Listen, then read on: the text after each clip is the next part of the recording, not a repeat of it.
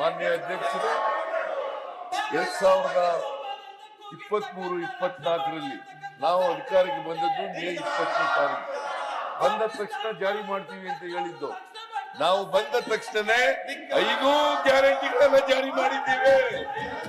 36,000 ಕೋಟಿಗಳನ್ನು ಈ ವರ್ಷ ಖರ್ಚು ಮಾಡ್ತಾ ಇದ್ದೇವೆ. ಮುಂದಿನ ವರ್ಷ 24-25ರ ಬಜೆಟ್ನಲ್ಲಿ 52,909 ಕೋಟಿ ಇದ್ದೇನೆ. ಇವ್ರಿಗೆ ಹೊಟ್ಟೆ ಉರಿ, ಇದಕ್ಕೆ ಹೊಟ್ಟೆ ಉರಿ ಇವರಿಗೆ. ಮಾನ್ಯ ಅಧ್ಯಕ್ಷರೇ, ಇವರು ಬಡವರ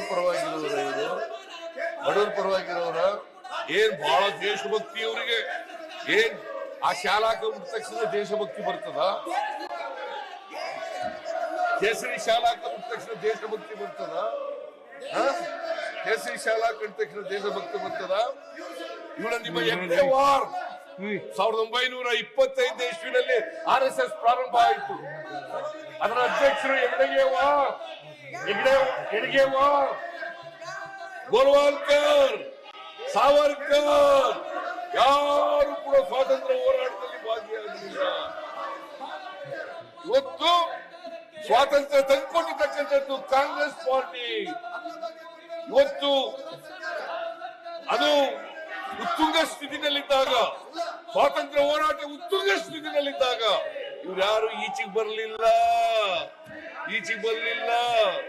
1942ನೇ ಇಸ್ವಿ ಕ್ವಿಟ್ ಇಂಡಿಯಾ ಮೂವ್ಮೆಂಟ್, ಬ್ರಿಟಿಷರೇ ಭಾರತವನ್ನು ಬಿಟ್ಟು ತೊಲಗಿ.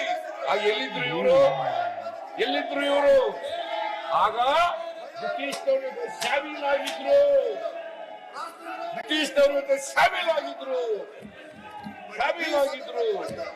ಇವರು ನಮಗೆ ಪಾಠ ಹೇಳ್ಕೊಡ್ತಾರ ದೇಶಭಕ್ತಿ ಬಗ್ಗೆ. ನಮಗೆ ಪಾಠ ಹೇಳ್ಕೊಡ್ತಾರ. ದೇಶಭಕ್ತಿ ಬಗ್ಗೆ ಪಾಠ ಹೇಳ್ಕೊಡೋದು. 1942 ಬ್ರಿಟಿಷರೇ ಭಾರತವನ್ನು ಬಿಟ್ಟು ತೊಲಗಿ ಅಂತ ಘೋಷಣೆ ಕೂಗಿದಾಗ ಇದೇ RSS ನವರು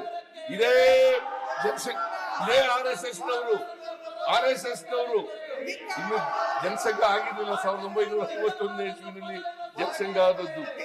ಇದೇ RSS ನವರು ಬ್ರಿಟಿಷ್ನವ್ರ ಜೊತೆ ಶಾಮೀಲಾಗಿದ್ರು, ಅಧಿಕಾರ ಹಂಚಿಕೊಂಡಿದ್ರು. ಇವರು ದೇಶಭಕ್ತಿ ಬಗ್ಗೆ ಮಾತಾಡ್ಲಿಕ್ಕೆ ಯಾವ ನೈತಿಕತೆ ಇದೆ ಇವರಿಗೆ?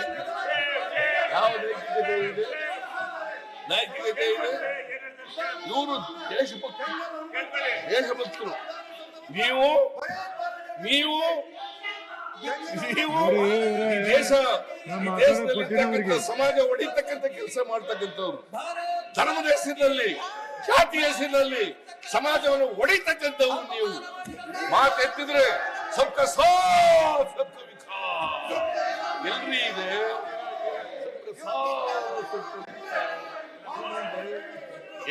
ಸಬ್ಕಾ ಸಾಥ್. ನ್ಯೂಸ್ ಫಸ್ಟ್, ನಿರ್ಭೀತಿಯಿಂದ ನಿಮ್ಮ ಪರವಾಗಿ.